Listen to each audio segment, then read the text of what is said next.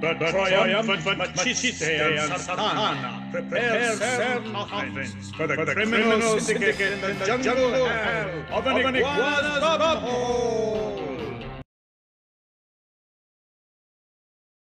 Bumhole. Hello, and welcome to Nandoka Iguana'S Bumhole. I think what you mean to be saying, Nick, is it trionfante Machiste Sartana preparano sette bare per il sindacato criminale nella giungla di un culo di iguana. Okay, and in Anglais, please, Clive. That would be the triumphant Machiste and Sartana prepare 7 coffins for the criminal syndicate in the jungle hell of an Iguana'S Bumhole. All right, so this is the second episode of this podcast, in which myself, Nick, and himself. Yes, I have a Stephen King like a quote actually as well to kick us off. Yes, it is. I have seen the future of international spy mediocrity, and his name is Roger Brown. Okay, perfect. So yes, this is the podcast where videocast, whatever this thing is, where we talk about the various generic cycles in Italian cinema. We've gone right back to really the beginnings in some ways of I don't know if the beginnings, that's probably not fair, but whatever. We've gone back to the late 50s, early 60s anyway, when they started making peplums. Look at that. You curbed your own hyperbole without prompting. There we go. I'm proud of you, Nick. So yeah, we kind of begun around the beginning, maybe, in terms of these swashbuckling adventure films, and yeah, Machiste, it's Hercules the cyclical nature of the Italian commercial exploitation cinema via the lens of Umberto Lenzi's career, right? Yeah, that's the one. Yeah. So last episode we talked about his first 8 films, 8 of 64, I believe. Yes, it's 8 times 8. It's It's 8 by 8. Think of each episode as a plank of wood. Yeah. To which and put them together and you make the House of Lenzi. Yes. I don't know if you want to live there or not. I mean, I'm already thinking of moving out, and we're only up to episode 2. So yeah, so last time we looked at bunch of films, sort of pirate films, jungle adventure films, mostly. Collectively, I think the term you're looking for is shite. Well, yes, that was your takeaway from the last episode, Clive. I was a little more positive. I enjoyed a couple of them. Shite, I think, is we are now into more boring shite. Yes. We're going to be dealing with some peplum again. Really, I guess his only. I mean, I don't know if you could call the, Machiste versus Zorro one a proper peplum. For one thing, it wasn't set in ancient ye olde times. It was set in more recent ye olde times. And then I don't really know that this first one we're going to talk about is actually a proper peplum either. It's a bit of a bastard child of more of an attempt to do Robert Graves with a muscle man. It's very Spartacus, isn't it? Yeah. So it feels like to me like he never made a proper paper mache throwing. Yeah, I guess not. I don't think there's any coming. We're out of that. We're out of that. Yeah. Right. And then we got a shitload more of broadly racist jungle adventure films with some of the most astonishingly ubiquitous use of blackface you've ever seen. And then we get into 4 spy films back to back, 3 of which star Clive's new favorite actor, Roger Brown. I watched them back to back as well, and it's just I watched 3 of them, the 3 Roger Browns. Fucking hell. Anyway, no, I didn't do that, but anyway. So let us begin then with La Ultimo Gladiatore from 1964, or as I think the only proper English title for it in release, Messalina against the Son of Hercules, right? So yes, I've never quite been able to get to the bottom of this. So basically there was a whole rash of peplums that were retitled Sons of Hercules, right? Yeah, they were released as a TV series in the States. Yeah, well, this is what AIP TV put them out, right? Yeah. So there's a whole bunch, and they were and I've got the list of them. But what I've never been quite able to figure out was, did they? And this is in the midst of time. I was led to believe this, and I can't remember what my source was or why. My sense is that did they split one film into 2 episodes? So it would fit a certain slot, right? Like more like possibly like a 45-minute. So one film would run 2 episodes, and then you just that might be right. A new film, yeah. Yeah, and it had quite a good theme tune. Yes, it has a great theme tune. Hercules, I quite like. Yeah, that. But in the case of this, for example, I think this was the only release that the English language dub had, as far as I know. Right, was in this Son of Hercules. Although the version we watched was a much nicer print than the one you'll see. Yes. Possibly they just borrowed the English language soundtrack from elsewhere, and then I think so, because there were a few, not much. There wasn't much in it, like a few seconds or something, where it switched to French, and then you had English subtitles for. But yeah, it did seem to be a fan dub. Floating around out there, because the Sons of Hercules, like all those Sons of Hercules TV prints, are pretty awful. They're rough. Washed out, pan and scan, like grainy as fuck. So this one is weird, as I said, because it's not really a proper, and so I can't remember now, when I was reading about it ages ago when I first watched it. Apparently, the script writer is somebody who is better known for, it might be the Albert Valentin. Seems to have been a bit more of a serious non-genre type of scriptwriter. Okay. And so that may explain why this film is almost more interested in the machinations of Messalina and Caligula and all that stuff, and less interested in Richard Harrison running around in a tiny skirt. It's true. He does kind of get. So I mean, the way I put it is, it's kind of a mix of, well, obviously the hit film Messalina and Spartacus, isn't it? Really? Yeah. And a dose of I, Claudius, which I would imagine would at least have existed in book form at this point, right? Yeah. Although I don't know. I mean, that just could be us, because we, obviously we grew up on I, Claudius to a certain extent. I'm not quite sure how. It's possible. Maybe. I was trying to, because the thing is as well, it's very speculative, historical. Like, it's not history, right? Like there's a certain amount. There's obviously Caligula does, as played by the Scottish actor Charles Borromel, who's actually quite a fun Caligula. He's not bad. He's not bad. He's not quite John Hurt, but he does do a great mirthless laugh. That's really disturbing. You don't mean John Hurt? Do you mean Peter O'Toole? No, I do mean John Hurt played the part. Oh, in Claudius. Sorry, I was thinking. I wasn't thinking. I got confused. I wasn't thinking of Claudius. I was thinking of Tiberius. Sorry. Oh yes, yeah. No, you're quite right. John Hurt is played Caligula. And Claudius, and then Malcolm McDowell later on. But yeah, so this is where it begins in England, with Richard Harrison playing like the son of a basically king of the Britons, a Celtic. Hang on there, Nick. I think you may be confused. Clearly, it says he's the son of Hercules. Oh yes, they do tell us that actually in voiceover that he is a distant. I don't know I imagine Hercules spread his seed far and wide.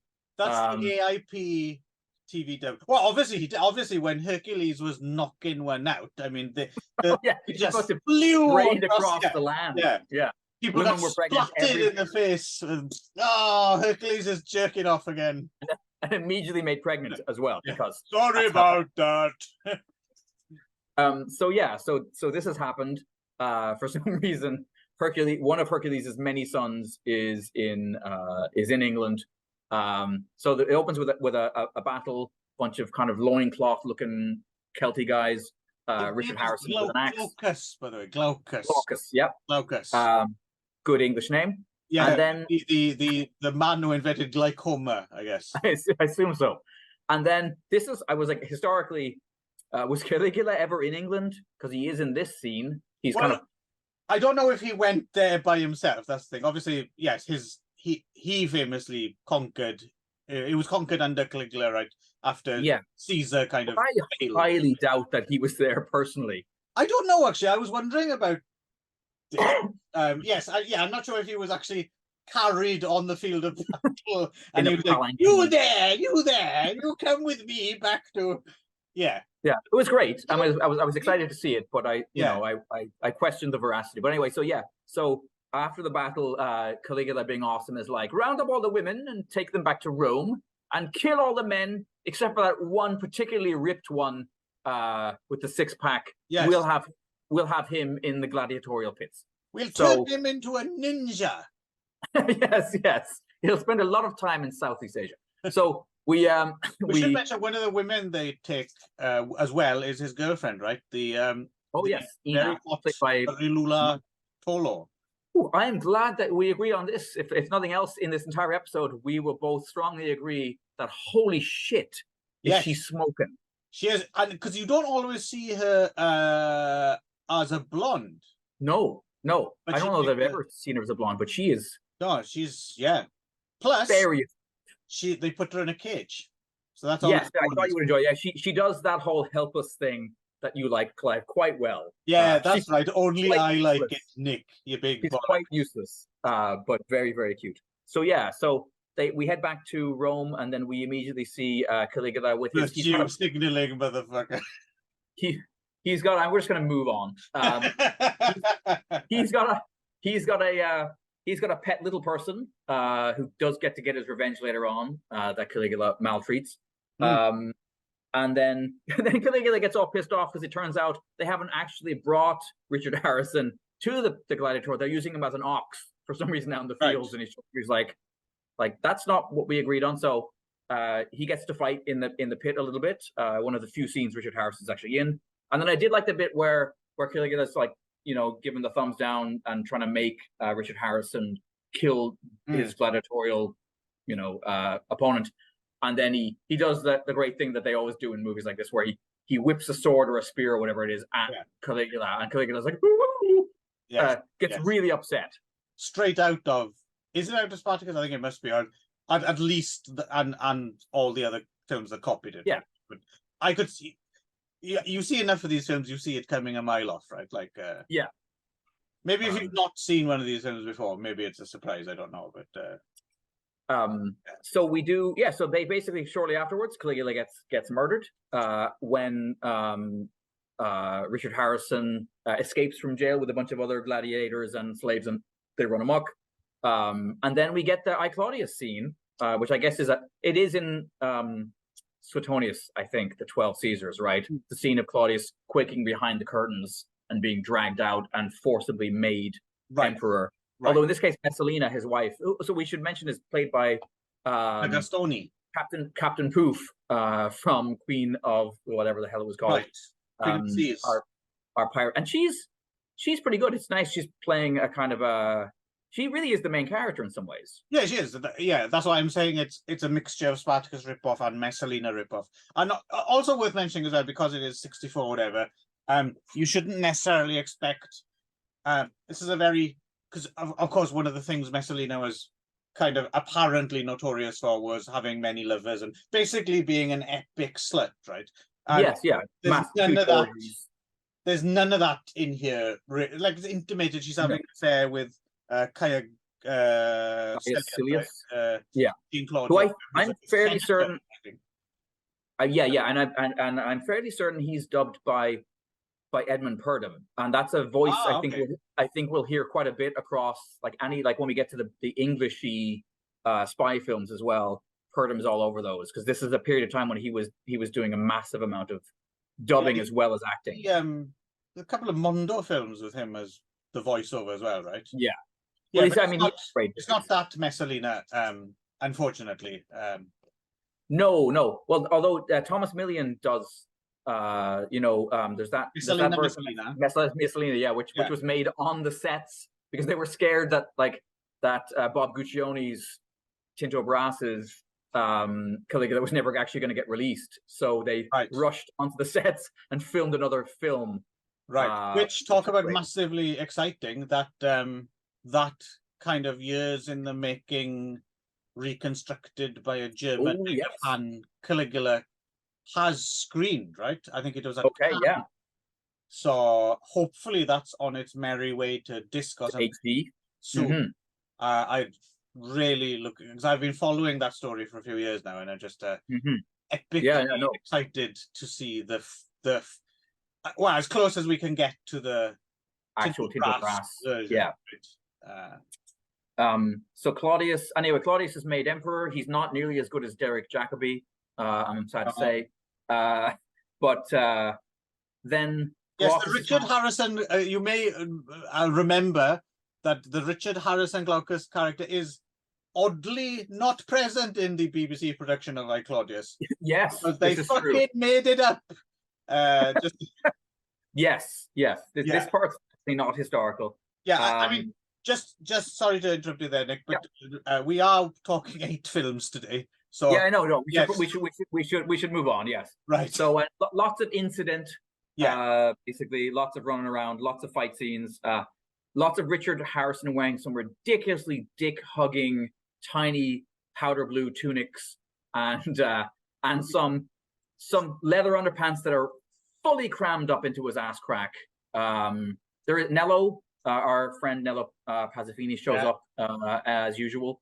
I mean, really, it's it's also apparently Paul Naschy is an extra, maybe. I hear this too. Yeah, I didn't see him, but no, I didn't see him either. So I'm assuming in there. It was shot in Spain, like Madrid or something, right? But yeah, no, I mean, to be fair, as these kind of speculative historical epics go, it's not terrible by any means, and it's very, but it's a bit flat, really, isn't it? Yes, yeah, because it doesn't quite know what it wants to be. Does it want to be a sort of a serious political, exploration? Does it want to be, Tacitus? I think you may be over-representing the serious political. I don't think it's trying that hard to be that. Okay. Yeah. I think it doesn't quite work. It doesn't quite work in the peplum-y, to me. It doesn't quite work as a Hercules type of a, Yeah, again, but that's us being thrown by the. There's no real feats of strength. Like there's no, But I don't think it was supposed to. Like when it came out, right? Ultimo Gladiatori. It's. I mean, obviously they did make gladiator films because of all those historical, like the peplums kicked it off, and then there seemed to be like a weird running around for what are the kind of historical we can do Robin Hood, we can do Zorro.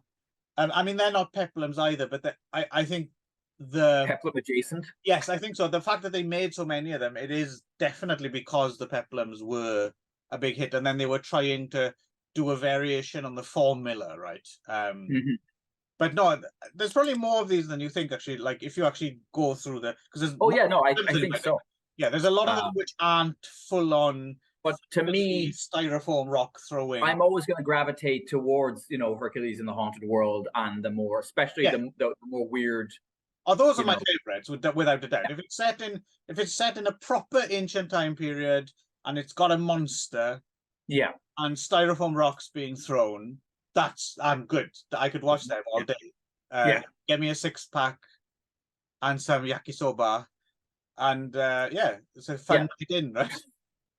There was, I'll just, a few things I'll point out. There was one fella that shows up who is apparently also a Celt, maybe, who looks a hell of a lot like Mel Smith's character in The Princess Bride, like the stringy, blonde-haired, weird-looking, if you remember, I don't know who the hell that was, what actor that was, but I think what you mean to say is what Mel Smith looked like in everything. Yeah, pretty much. Yeah, Matt Smith looked like. Yeah, very anemic and ill. In need of a haircut. Yes, yeah, and then I mean, the best parts of the movie, let's face it, are Marilu Tolo getting whipped, having to give milk baths to Lisa Gastoni, and More getting of put in that, big please. cages. Thanks. No. I'm on the lookout for more Tolo action, especially a blonde Tolo. Good luck with her. Yeah. Agreed. Okay, so without further ado, we're back to the jungles of Sri Lanka, right? Ceylon. That's where all of this pretty much all. No, you are incorrect here. Okay. Where are we? I mean, assuming you're talking about Malaysia. Oh yeah, sorry. We're in Malaysia then, I guess. Well, no. What I mean, but I think it was shot around Singapore. I mean, you're quite right. Ceylon has stood in from Malaysia in the past on this show, but I think this one was shot around Singapore. Okay. And right. Again, this is another Sandok, right? This is actually Sandokan. This is the proper Sandokan. Yeah. Hargali. So Steve Reeves is back as Sandokan, and what's his name? Boshik is back as Iguana'S, right? Yes, although as you disappointingly dubbed with an American accent this time. I found him more fun when he was dubbed with the ridiculously upper class British accent in the previous movie, but he's still good. He still looks the part. Yeah, and Dakar is back, and Mimo Palamore is back, and Mimo, is it Palmaro, right? Palmaro, he, I guess, plays. So this is the confusion, because I was talking before about how you've got Sandokan, but then you've got this other series of books which Sargali wrote about this character Tremal Naik, and Mimo Palmora is playing Tremal Naik in this. Yes, So this is like Superman meets Batman or whatever. Right, except not boring. Although it's kind of boring, but now and again. But it's so I'm not quite sure if the source novel is a Sandokan book, if it's a Tremal Naik, or if it's both of them together. I'm still not. Again, a lot of this stuff wasn't translated into English, right? So, and some of the Wikipedia stuff seems to be guesswork. After a certain point. But we're in Singapore, and with Sandokan, Steve Reeves, and again he's the anti-colonial hero. And this one is all about. So the bad guy is Lord Brooke. Yeah, very bad guy. And, it's all about protecting a princess, Jacqueline Sassard in blackface again. Yes, once again, highly ethnically inappropriate choice of actress here, and she's like the princess of Sarawak or something, right? So, and she's thought to be dead. The British think they killed her, and Dakar is. He's a good guy in this one. It is Dakar, and he's a good guy. He's is he Kamamuri? Is he? Yeah, he's the one taking care of her. Okay. He's her bodyguard, whatever. And there's a ship with some gold. The Young India.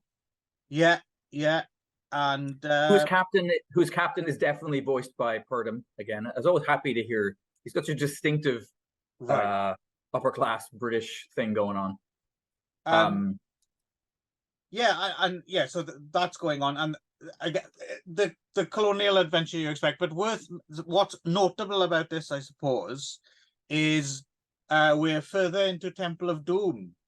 Yes, because the one thing that we talked about last time, when you were like, the one thing that Temple of White Elephant didn't have was people riding around on mining car rails. Yes. And this movie has it.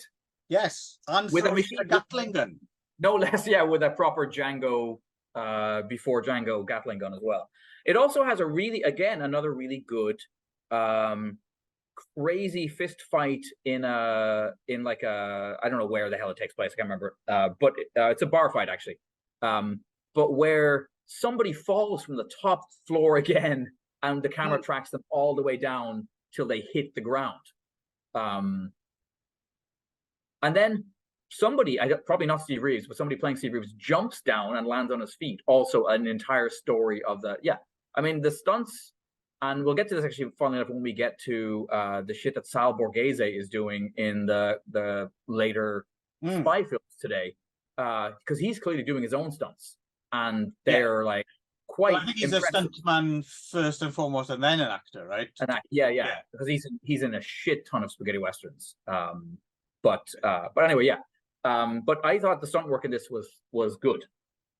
Yeah, it was good. I mean, lots of great leaping around, like Mimo. I saw her trampolining across the room at one point. Just it's odd. This one overall, if you're to take everything into think about all of overall, the entertainment value comes out actually about the same as the first Sandokan.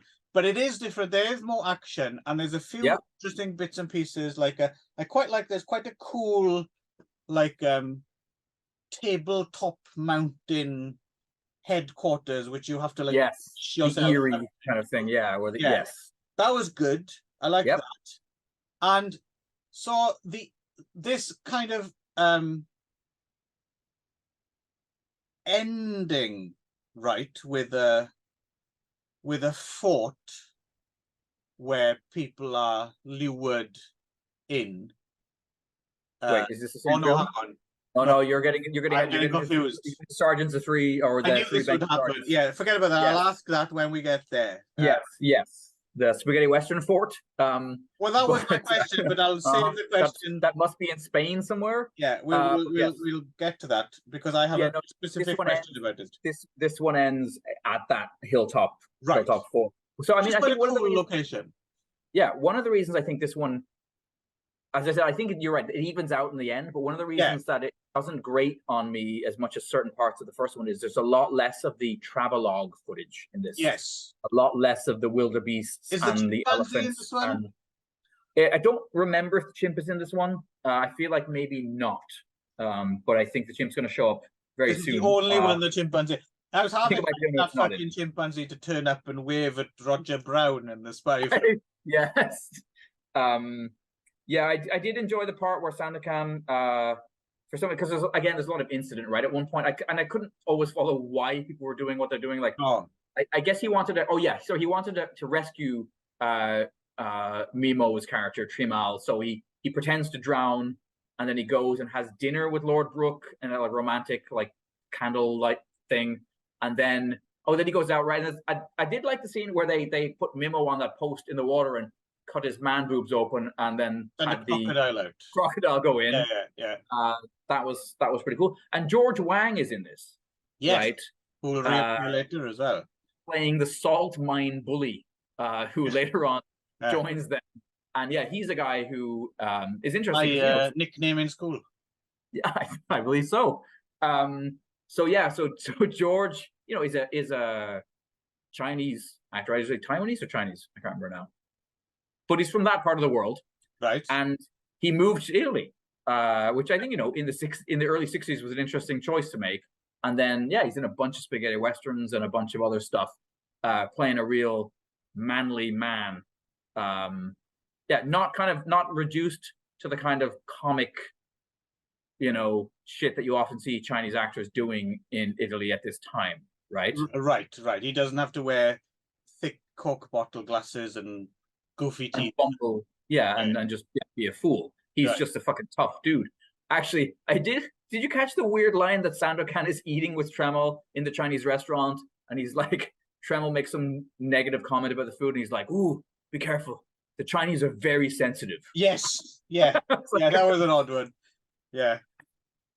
I did notice parts of this strained a little bit. There's a few bits where the music is like going berserk epic. And the action on screen doesn't quite match. And which has the overall effect of cheapening it rather than making it seem more exciting, right? Because it's a difficult thing to get right. Like a good example of how it's done really well is famously, I think, is using the library music for Monty Python and the Holy Grail. Right. Yes. Somehow that works, even though it's someone with a bunch of coconuts on screen. That weird. It kind of works really, really well. But in this case, now and again, it just highlights some of the more kind of less epic scenes, right? Yes. Yeah. But overall, they do. And again, once they get on like real proper locate, like that tabletop mountain location is pretty cool. And I assume they had to build that winch thing, or that wasn't already there. And it seems like it. Yeah. So that's pretty. That's pretty cool. And again, with my objective and subjective hat on, like as a film critic, the whole film doesn't really hold together. But then just subjectively, just for those 5-10 minutes, I was fascinated by that winch. Yeah. And I was wondering about the mechanics of it. And I want to go there. I wonder if it's still there. I'd like to have a go on that winch thing. Our two lead English imperialist baddies, they both have enjoyable death scenes. There's Lieutenant Clintock, played by Nando Gazzolo. That's a very good English name. He gets shot when he's of the Gazzolos of Winchester, I believe. He swings in a window and shoots him. But then particularly, I really enjoyed Lord Brooks' death because it's fucking hilarious. Because basically he's in this intense but yet not terribly well choreographed like sword scimitar fight on this like mountaintop like set of stairs, and then he just runs at Steve Reeves and then goes, "Oh fuck," and falls over the edge, and then you see an awesome like mannequin just falling down. And the only thing that would have made it better, the only thing is if they suddenly zoomed in and then his head kept hitting rocks and pieces were exploding off of it. Yes, we're not quite there yet. No, but other than that, I loved his death scene. Don't torture a colonial duckling. That's the one. And then Steve Reeves kisses. I guess he's forgotten about his gorgeous English girlfriend from the last film because he's all into his Well, you have a girl in every port, don't you? I would imagine. So you are a rebel pirate. So as I said, I agree. I think it was all right. It's probably about the same level of goodness as the original one, which is fine. I just find I was getting whiplash from the fact that it was like Lenzi would make one of these like quite strongly anti-imperialist films and immediately follow it up with the like, but the redcoats are all good, and actually those natives are kind of sketchy, scurrilous ruffians. Might you be talking of Three Sergeants of Bengal? I might be. But also equally true of the Temple of the White Elephant, though, which immediately follows the first Sandakan movie. It's like he always does one and then the other. Well, there's good people on both sides, Nick.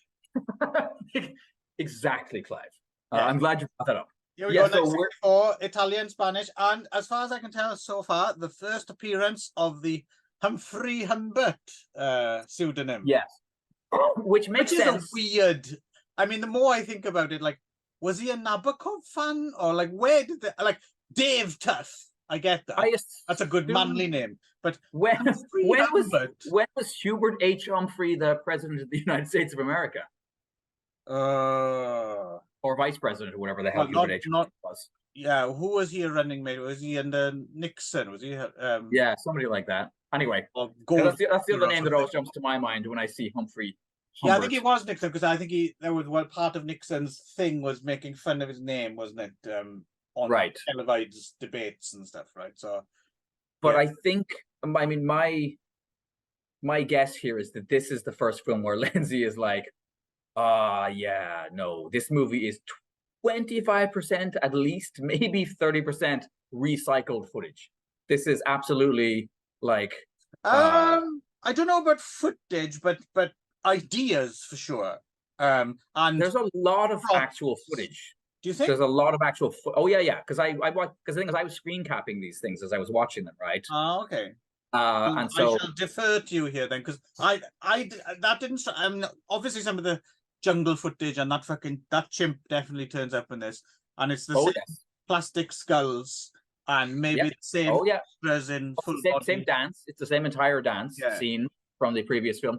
But no, most shockingly, I think is actually the first fort attack of the two at the end of the film is just the Ford attack from the end of the first Sandakan film, where you got all the guys in the Zulu-like style shields running down. Oh, yes. The only difference is now we've switched who we're supposed to identify with. Instead of them being like, noble and awesome indigenous folks fighting back for their freedom, now they're a bunch of terrifying, and the red coats are the sympathetic ones. But yeah, anyway, 3 sergeants of Bengal. So it's Richard Harrison, like, kind of. So Richard Harrison is he's in his kind of between peplum and western interchangeable phase, right? And apparently, if this is true, I don't know where they got this from. According to the IMDb, his favorite film that he was in, right? This is Richard Harrison's favorite of all the films that he was in. Wow. Although, terrifyingly, the next one we're going to talk about, apparently, is Umberto Lenzi's favorite film that he ever directed. Okay. All right. Temple of a Thousand Lights. Yes. So, yeah. Anyway. So, yeah. Okay. So, here we go. We're back-to-back favorite films by the star and director. So, yeah, Richard Harrison plays, Sergeant Frankie Ross, who begins the movie in a shotgun wedding. Yes, which isn't. This was confusing to me because I thought it was a shotgun wedding, and then the drunken priest was hired so that it didn't happen. But then it turned out it's a fake. It was wedding. Yeah, that was very weird. Like it was double fake. Anyway, we don't want to dwell too much because we got a whole load of. But the 3 sergeants of which we speak are Richard Harrison, Nazarendo Zampula, or Nick Anderson. Yes, we see him in the next film, and we just saw him in the previous film. He's in a lot of guy as well, right? Yeah, although in this one he looks more like what's the lead singer of the Monkees? Davy Jones. Oh, yeah. He's Mike Myers. And like from certain angles he looks terrifyingly like Mike Myers, not the not the killer, but the Wayne's World guy. Anyway, someone else I'm thinking of he looks like, but he plays a skeevy little fuck, basically. Yes. And then Ugo Sasso. Yes. Or Hugo something. Yeah, Hugo Arden as the very drunk Burt Wallace. Right. He's quite a bit older than the other 2. Yes, he's sozzled all the way through. And in fact, his alcoholism kind of endangers everyone multiple times. Yes. Yes, yeah. We also have Iguana'S back. Iguana'S playing now the Colonel Lee McDonald, who sends the 3 sergeants. So the 3 sergeants are thrown in the brig for various offenses, including trying to shag the Colonel's daughter and this fake marriage business. But then he sends them off because there's a brigand. There's a he's got a ridiculous name, Sikhi Dharma or Sikhi. So Sikhi Dharma is a bandit that needs to be dealt with. So they're sent off to deal with Sikhi. They were just racist throughout this film. Like fucking hell. Like they immediately show up at a restaurant, act like total douchebags, beat the shit out of everybody there. Then there's a scene of and complain about the food as well. Yeah, exactly. Then there's a scene of somebody running away from the restaurant across a suspension bridge, which is clearly Sean Flynn from a couple of films ago. But we're to guess that's Sikhi Dharma. And then the next scene is Sergeant John Nazareno wiping a table with a guy's face and turban. You wouldn't dare do that with the Chinese. They're very sensitive. They're very exactly. So where were we? 3 sergeants of Bengal, egregiously racist. We get the monkey footage again. Your favorite monkey in the world. That chimp gets around. Yep. Then Umbrell. Sorry, Aldous Umbrell, isn't it? Who plays the chimp? Aldous Umbrell does not play the chimp. You big racist, Nick. But he is in it. Dakar is in it. Yes. Yeah. And yeah, so let's get to this fort bit, right? Okay. Because all right. You said. I mean, it is worth just bringing up the fact that so we do see again the elephant stampede footage, the monsoon footage, the getting captured by the headhunting tribe is in this film again with a lot of the same footage. Although at this time we do get what's his name, Wilfred Bradley, an actor who I really started to like after watching this brace of films, and shows up in the next film in a much bigger role. Wilfred or Wilbert? Wilbert or Wilfred? I'm not Wilbert. Wilbert, I think. Okay, I'll bring up my. Anyway, but I wanted to mention, so the fort. So spoilers for all these things. They're fucking awesome. Yeah. There's get over it. Yeah, you're not going to watch these films. No, you're not even going to watch us talking about them. So what are you complaining about? So exactly. And more Gatling gun action. But apart from the footage being stolen, whatever. So this whole notion, this like, oh, we have a fort to defend, but instead let's leave the doors wide open for them to come in and then ambush them from out. Like, right. This is from something, right? What is this from? Oh, because I was thinking you might know, because I'm pretty sure it's from a spaghetti western. I don't know. Yeah, I'm not sure. I mean, you're right. You get that it seems very familiar, but I'm not sure where it's been lifted from. It's like from it's from like a Satana film or something. I believe Nick is dealing with spillage. Yeah, I dropped something that I dropped a Sicilian tile that I've just broken that my wife is not going to be best pleased to find out about. Were you using it as a coaster? Yes, possibly I can glue that back together. We'll see. But anyway, I can blackmail you with this footage. Of me breaking that souvenir. Anyway, all your copies of Western all'Italiana, and I'll keep stum and edit that. All right. Yeah. So no, you might be right. I think you probably are right. I'm sure this is borrowed from somewhere. I thought you might know, because sorry.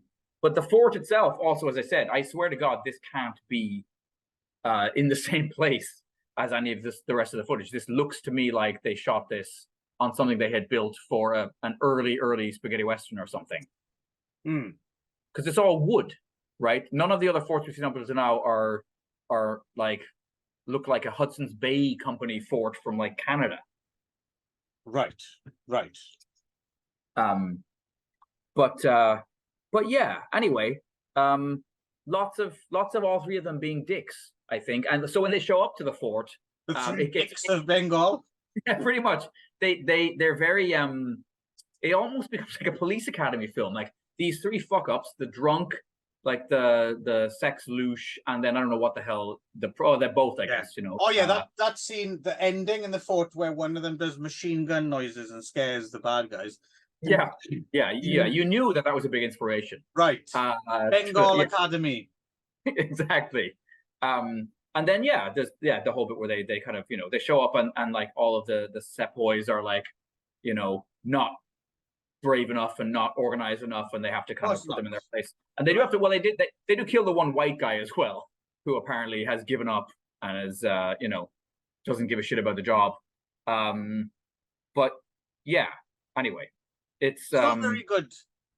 No, it really isn't. And as I said, I think the reason that it's a Humphrey Humbert fucking Humperdinck film is because he was embarrassed about how much of the footage was like. That felt like a producer's thing to me. They were like, how can we do this as cheaply as possibly? You know, can we just reuse as much and then basically write a story? It was like to me, they had like pulled the footage, and how do we write a story that connects this footage? How do we make sure we have the tiger again? You know, how do we make sure we have that two different dance scenes from two different films used and again? Yet, Richard Harrison loves it. Maybe he owned the stock footage, so he just made bank. That could well be it. I will say he was angry because he didn't think of it years later when they reused him in all that ninja footage. He was like, he should have patented. Yeah. I did this first. Why didn't I think about it? So there's one thing that jumped out though, that there's I think the inspiration for the game Donkey Kong is in this film, because quite near the end there's a scene where Siki Dharma runs up a ladder and then at the top starts kicking barrels down at Richard Harrison, which roll down and he's forced to jump over them. And I thought that seems very you know, Mario-like to me. And then also Siki Dharma, again, this is two movies in a row where I wasn't flicking you the V's there. That was 2 movies. Where the villain, the lead villain, one movie, yeah, it's 2 movies in a row where the lead villain kills themselves. Because in this one, Siki Dharma falls on his own. Aldo Sambrell falls on his own sword or on somebody else's sword. Sorry, what? Aldo the chimpanzee. Yes, yeah, exactly.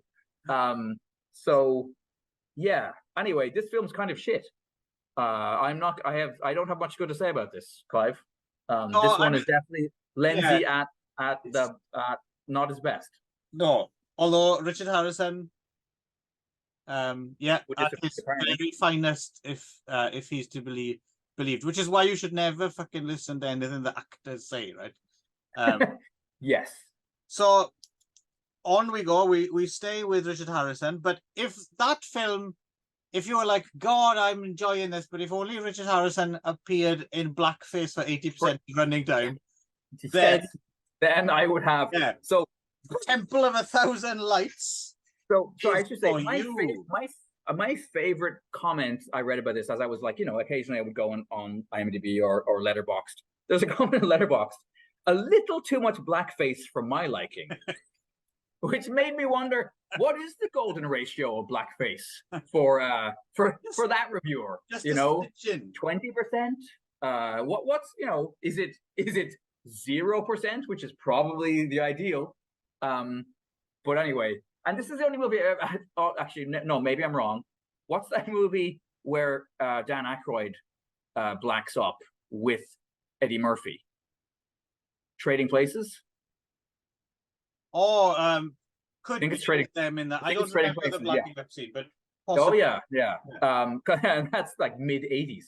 But what struck me was this is one of the few movies where in both cases Richard Harris asks if it's okay, because the point at which he first blacks up, he basically asks, I should get his name right because I really like him. Wilbert, thank you, Wilbert Bradley. Also an American, right? Yes, yeah. Did you also read that he choreographed the dance scenes in Ferris Bueller's Day Off? Right, I did see that. Yeah. Yeah. What the hell? Awesome. Anyway, so yeah, he Richard Harris actually asked him, like, "Oh, is it all right if I come here for all right if I do this?" And apparently the answer was yes. Yeah. This isn't going to get me cancelled in 50 years, is it? So yeah. Anyway, do you want to explain? Well, so this is another Emilio Salgari adaptation. Right. Which isn't a Sandokan one, although at some point it was retitled Sandok somewhere, right? Even though it doesn't even have Mimo in it, I don't think.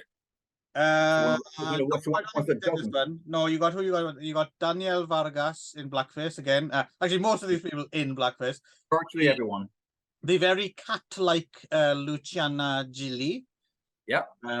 Andrea Scotti, Nerio Bernardi, Nazareno Zamperla again. Back again, yeah. Dakar. Yeah. And Giovanni Cianfriglia. That's who I got written down in this one. So this one is so Richard Harrison is some sort of exiled bank robber. He keeps talking about how he's robbed he keeps claiming he did and then he didn't. He robbed some bank in New York. Yeah. So he's sort of. But he went to the University of Michigan. That's important because that comes up because he studied architecture apparently. Yes. Well, that comes up later on, right? There's a couple of real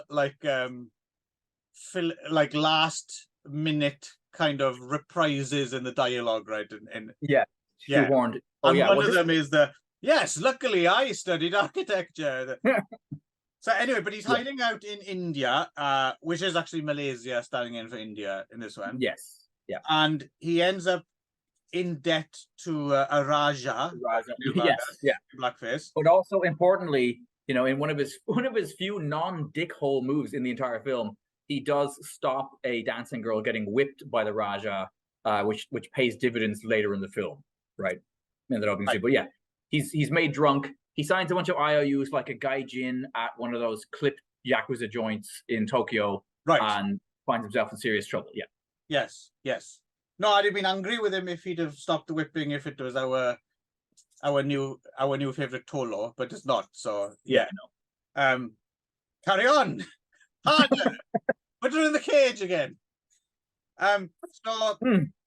So he owes the Raja money. So the Raja suggests gently that he should steal a giant diamond called the Temple of 1,000 Lights. Yes.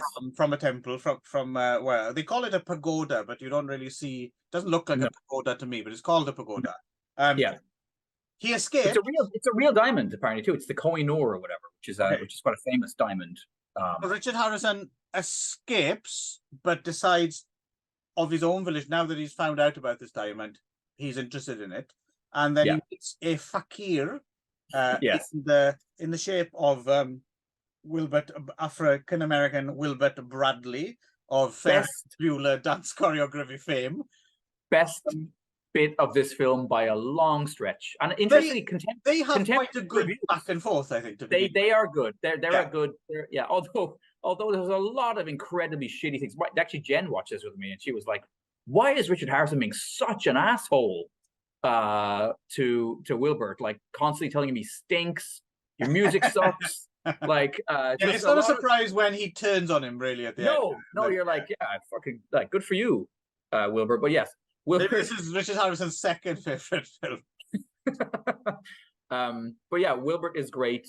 Just acts with his eyes, like tons of ridiculous, like eye-goggling, grinning. He's fucking awesome. Anyway, they decide to steal this diamond, which is kind of guarded by a crocodile as well and some other things. But they in a temple we've just seen in the last movie. Interesting enough, same set. But so I guess in that case, I guess Bengal must have been shot in Malaysia as well. Then yes, it must have been because but no, because that stuff's all probably Cinecittà or Cinecittà. No, it's probably Italy. They would have done a lot of the interiors in Italy, and that's why suddenly you can go from an outdoor scene with there's actually some genuinely Indian actors and some genuinely Malaysian actors, and suddenly when you get to interior scenes, it's a sea of Italian actors in. Yeah, it could be. That happens over and over again in these films. You'll notice. In some cases, it would have been even it would probably have been cheaper to build sets in the place that you were in rather than possibly residence in Cinecittà. But anyway, if someone, that's the thing, right? I mean, we now have Blu-rays and with commentaries and booklets and books and stuff that kind of go back kind of about as far as I suppose the late 60s, right? Maybe, but there's still a bit of a info hole, right? Right. Earlier, and I would really like to see like someone track down some of these people and fill in some of the bits of information, because it's still a little bit of guesswork. What was it? And I'm sure there's great stories from this. I mean, especially like if any of these stuntmen are still alive, I'm sure they would be really good sources of information, right? For sure.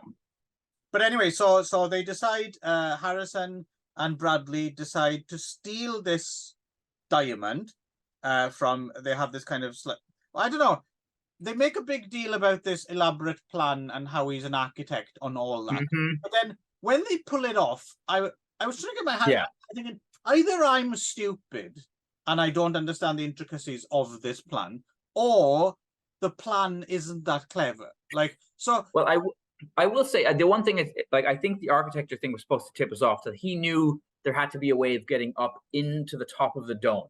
Yeah. And so through some kind of, and so we see them break in, and he finds this set of. But the shit thing about that plan, though, is so basically, they've kind of back route up, and they'll drop a rope down and go up, and so you can pull him up, and then. But the thing is, though, the escape route is through the temple, right? Yes. And as far as I can tell, it's not a particularly secret tunnel either. So no. Sure, anyone wandering back there, look, this goes round the back of the temple. Like, it doesn't strike me as like a really secret. Like, they didn't portray it as like they needed a few more like trap doors, or they needed something to make you think that but it all seemed pretty like you could walk up and go, oh fucking hell, look, there's a back door here. So that really worked. Yeah. Even though when he's pulling him up on his rope and everything, it's quite a nice bit of like daring do like again stuff. There is a lot of Indiana Jones-iness about this. And the further on we get, the more that kind of really comes to. I did want to jump back just for a moment. There is yet another restaurant bar fight scene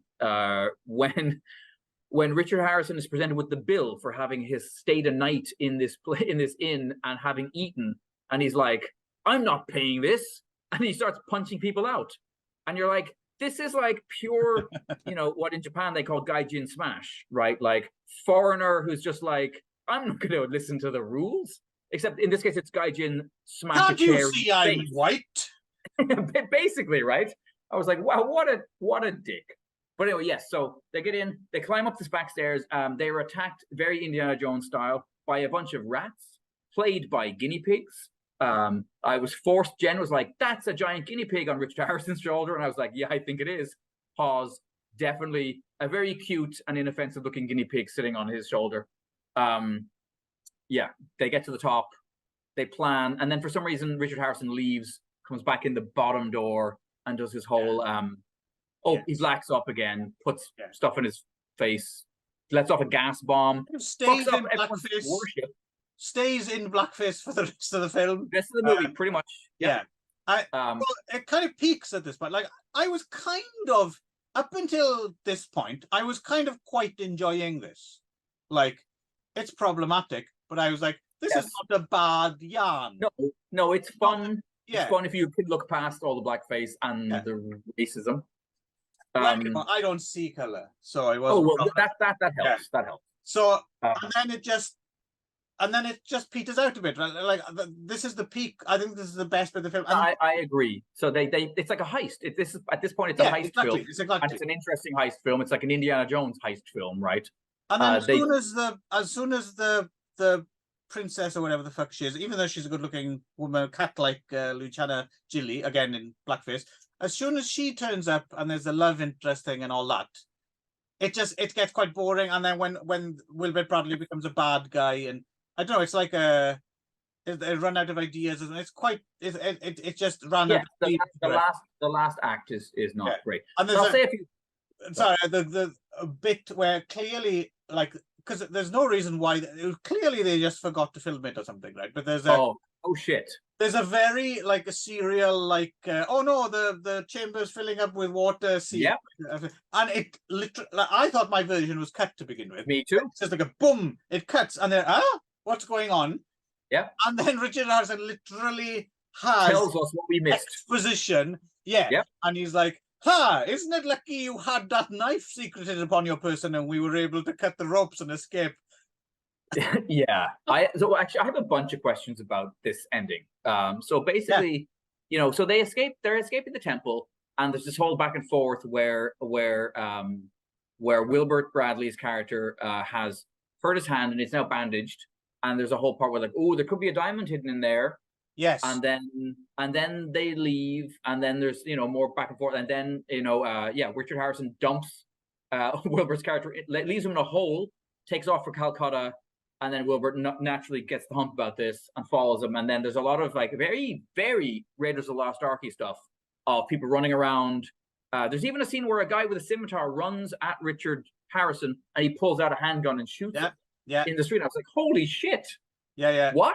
Definitely, someone saw some of this stuff on a Saturday matinee or something, and and then whether they intentionally or just I'm sure it's unintentional, but absorbed it. Yeah. So all this goes on, but so basically near the end of the film, the Raja appears again. It turns out that Wilbur Bradley's character was apparently working for him. It was all set up. They wanted Richard Harrison. They knew he could do it. Yeah.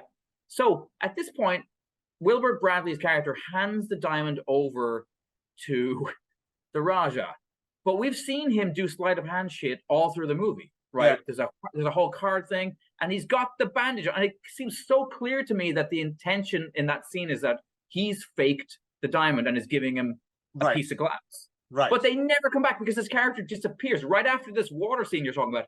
He's never in the movie again. Yeah. He's just gone. And it's like, what the fuck is happening here?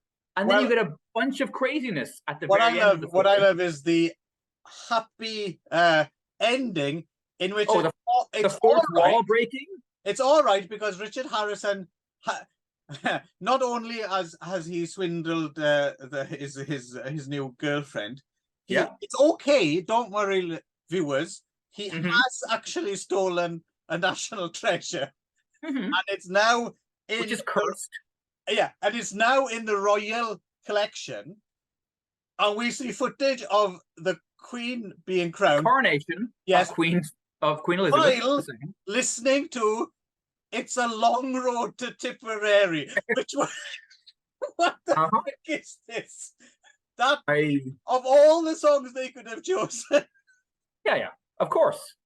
Is that some kind of weird British imperialism anthem of the monarchy? It's a long road to Tipperary. It's a long way to go. Wow. And just the fact, like, basically what you got is you got the scene where he's interacting with his dancer girlfriend or whatever she is, and then he comes back into frame to be like to address the camera directly and be like, I stole it. He starts going, life goes by pretty fast, and you're thinking, that's where we got the idea. There we go. Yes. And then he's like, the movie's over. Go home. Yeah. Richard Harrison's day off in blackface. Anyway, okay, so we're done. This is the last jungle. Well, not the last jungle adventure, because we're going to get to some very sketchy jungle adventures in a couple of years. That's a different. That's not your granddad's jungle. Adventure. No. But so we are done for a little while. Lindsay has left the jungle. Yes. Unfortunately, just when you thought, thank God for that, we're out of the frying pan and into the turds on fire that is Eurospy. So let's be honest here. So the Eurospy genre is with the Italian or Euro war genre, my two least favorite cycles. The ones that are the most like eating dry rice cakes, like without even some salt on them, just like, hey, I like dry rice cakes without salt. All right, okay. Don't besmirch dry rice cakes by comparing the Eurospy films. I did find, I'll tell you, as I was watching this film, the only thing that helped was every now and again going ding diddling ding ding ding ding ding diddling ding ding ding ding, because the fucking soundtracks to the first three of these films were so dire that I was like, how could Italians? I mean, I know this is slightly before Morricone revolutionizes the Italian score, but I was like, come on. I know that you can do so much better because very soon you will, Italy. What I was doing every now and again to cheer myself up, I would start singing, "It's a long way to Tipperary." That would help. Similar, yeah. It's a long way to the end of this fucking movie. Oh, Jesus Christ. 55 minutes on my timer. Fucking hell, man. Yeah. Anyway, so if it wasn't me to blame, I mean, I was like, should I punch myself in the face? Like, otherwise I won't learn the lesson. Right. Never do this again. Yeah. Anyway. So the first one is 008, Operation Exterminate, or whatever 008 is in Italian, Operazione Sterminio, which I assume just means Operation Exterminate. There are no Daleks, sadly, to be seen. That might have enriched. That would have been so much better. Some Dalek, an underground resistance dressed as bin men. That's what this film needed. Agreed. Yeah. But what we have instead is Ingrid Scholler, who is, I assume, a German actor, playing. I mean, I'll give this to these early, Lenzi films. You would never guess when you get to his Polizio films that he ever would have made films that starred women in lead roles rather than just the victims of egregious sex crimes. Because we fast forward 10 years and like there's none of this. Like, you know, so, you know, the two Lisa Gastoni films, this one, they're kind of interesting in just that Lenzi. I don't know that he ever comes back to this, you know, women in actual leading roles. But anyway, Ingrid Scholler plays our female James Bond, right? Yes, and one of the worst lounge singers I think I've ever heard in a film. Like, she sucks. Fucking awful. Like, she's terrible. Considering the film is dubbed, and you could have put anything you like in there. I mean, to a point, I always thought it might become a plot point. She's that bad, but no. I will say the other interesting thing to me was this is the first of these films that has a pre-credit sequence. And was that a thing? Like, I don't remember the Bond films. Was that I think it might have been a thing in the Bond films. Beginning. I think they did. Yeah, have a pre-credit sequence because we get like, so in this one we get the dude in the white suit running around Cairo looking really upset and then getting executed by a guy in a fez pretending to be blind. Which is actually not a bad little scene. And right. I mean, also worth mentioning, so this is a run of films by producer Fortunato Misiano, right? He's the guy who set all these Bond rip-offs. It's worth placing this, because they're fucking all in Cairo or Switzerland. It's 1965, right? So it's interesting. The way it seems as if they didn't really start ripping off Bond films until Goldfinger. Yes. Dr. No from Russia with Love went by, and they were like, it's okay. We carry on. We do the Richard Harrison in the Black. It's okay. And then Goldfinger, and then they were like, and then they sat up and they were like. But Goldfinger is the most cartoony, right? I mean, of the first, like Dr. No, vaguely, From Russia with Love is the most serious, straight ahead. It's like just it's a proper spy film with great fucking fight scenes. Goldfinger may be my favorite, actually. And Goldfinger is fantastic, but it definitely starts moving into that, like, you know. Yeah, well, you got Odd Job, right? And So things are getting broader, and and apparently it was huge. It was a huge success. So that's the other thing. Oh yeah. Probably it was, you know, that was why the Italians were like, okay, well, we can't ignore this anymore. Yeah. We're getting bored of this Harrison in the Black. Yeah. Need something else. So we get the credit scene, and then we get what we're going to see in every one of the films after this. I think now this opening stock footage of the HP sauce label, Houses of Parliament, right, and then the Piccadilly Circus. Right, it's the same piece of footage every time. And of course the Arc de Triomphe, and wherever they later on, yes, when you establish pick the most obvious landmark, and Switzerland. So you get to see a ski lift or something, right? Yeah, Geneva Airport and the Matterhorn start showing up. And so then, so I forgot to do it. Yeah, there's always a MacGuffin. This one's the radar blocking MacGuffin, right? That's right. We should mention it's Albert Lupo of Atom Age Vampire fame, as well as Agent 606, right? Yeah, he's beefy in that kind of Mad Men kind of like way, like he's like not bad as that kind of like he's better than Roger Brown. I don't mind Roger Brown. We'll get to Roger very soon. You're wrong, but there we go. I think he would have made a great Parker. I think if he didn't grin, if he just kept he looks a bit like Sean Locke though, the British comedian, which is a bit disconcerting. But I think he's got the cragginess. He's got the physique. He's got the like. Oh no! I mean, plus as well, I haven't seen any. I was surprised. I mean, we're not there yet, but he's a peplum guy. Like he doesn't look in the spot. He doesn't look like he could throw a styrofoam rock, does he? He doesn't look particularly beefy. He's not cut, but he is beefy. But he's not. You're right. He's not like. But we haven't seen him oiled up. That the oil may make all the difference. It may turn my head, but for the time being, anyway. So it's Alberto Lupo, Ingrid Chola, Gina Lollobrigida turns up briefly. We have an in-joke look at Ian Fleming's Live and Let Die paperback on a... Yep. Never a good idea to draw our attention to something better examples of the same genre. Yep. But yeah, so basically there's this anti-radar thing. That's what they're all after. It doesn't really matter. All these films, it doesn't really matter. What's good about it? There's a man with a cool metal hand that shoots blades. That's all right. Yes. Yeah, it's Sal Borghese, who's going to show up a hell of a lot.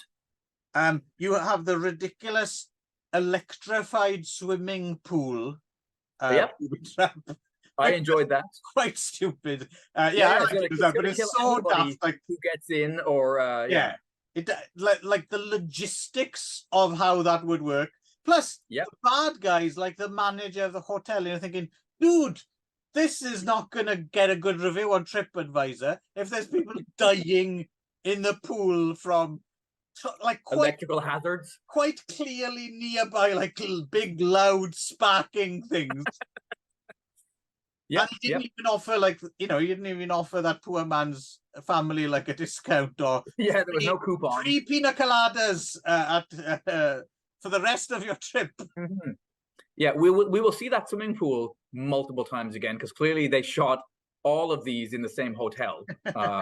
All of these films we're going to see. Yeah, it's the Jess Franco effect, right? Where you go on holidays and make like 10 films there in the same location. We do get George Wang again, who gets a bit of a bigger role in this, playing Tanaka. Playing the roulette playing Japanese. And he's somehow involved in all this bullshit around the radar thing. I do like the fact as well that Ingrid Scholler, Albert Lupo's such a horn dog that she has to drug him at one point. To stop him from having sex with her one night. And interfering with the mission, right? Like, that was awesome. That was quite amusing. It's bollocks, isn't it? I think mostly I didn't really enjoy this. Mind you, it didn't have Roger Brown in. I enjoyed it. I think I enjoyed it more. The last Roger Brown's, maybe, but the two, because we'll get to the Roger Brown one. One of them isn't.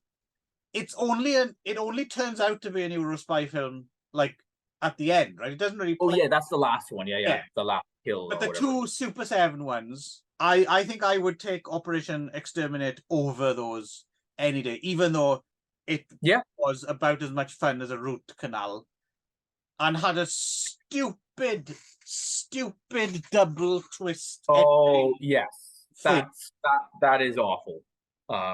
Agreed. There was one scene that I enjoyed where I'm guessing it was Kemp watching them. It's a scene where where Lupo comes in. He's Agent 606, right? And he comes into the bedroom and he's with Ingrid, and then we cut back to this scene of them being watched on this closed circuit TV, and it's very Dr. Claw from Inspector Gadget. Like we see his hand in the chair and the screen. If you feel a need to perk up during the films, you could also sing Inspector Gadget. That might help. And we do get a few decent gadgets. We do get 008. Ingrid has a little lipstick that also sprays mace at people. Is that a decent gadget? It's not as good as Sal Borghese's what's the benefit? Things. What's the benefit? Yeah, you're accidentally making yourself lipstick. Does seem like a serious hazard there. Morning, I don't think I'll be able to get him off my back. I better look my best. Now, there's a fellow in this film that bears a striking resemblance to my granddad. I'm surprised she didn't mace him, actually. Yes. I can imagine a scene of Albert just tapping her leg. And she's just... there's a fellow who looks a lot like my granddad, my mum's dad. All right. Though the guy who gets kidnapped, he's the older gentleman who's somehow involved in the radar jamming device they later killed. But I was like, oh shit! If you listen really close, is he grumbling about Batman? He is, yeah. And I'm wondering where his next Guinness is going to come from. So Yeah, and there's I mean, it was, again, it's full of incident. There's that truck scene where It's not they full of incident. It's full of crap happening. Yes, it doesn't This also, rise to the level of incident. oh, okay, sure. There is also the scene where there's like, you know, the old Batman show with like Mr. Freeze would have the red light to show heat and blue light to show cold. There's a scene where they melt a gun on a stick for some reason to like show. I didn't quite understand. Yeah. It was like, haha, look at our invention, heat. Have you ever seen such a thing? It's a microwave. Odd. I don't quite understand what the point of that. Were they showing like? Yeah, no, I didn't get that at all. And then they go to Switzerland, and then we get to see one of those ski gondolas, and I just got angry because I remembered recently being in Switzerland and how they fucking use francs there, not euros, and how everything is incredibly expensive. I bought a small bottle of iced tea, and I got I also like the fact that you pronounce it Switzerland. Switzerland. That was Cornish. Switzerland. You said like Defendor or something like that. Yes, the impostor. Yeah. So I was in Switzerland. Yeah. Anyway, yeah, and then there's a double twist ending with both twists are shite. Yes. Double shite ending. And then at the last scene is Ingrid bowling at the end. Yeah. Yeah. Take the Ingrid's bowling, take them bowling. Yeah. And that's it. And then we're into Roger territory. Oh, for fuck's sake. Okay. I guess we're gonna have to do this. Let's jump off. SUPERSEVEN calling CAIRO. Well, we have to jump off first. All right. So SUPERSEVEN. What year is this? Where are we in time? 65.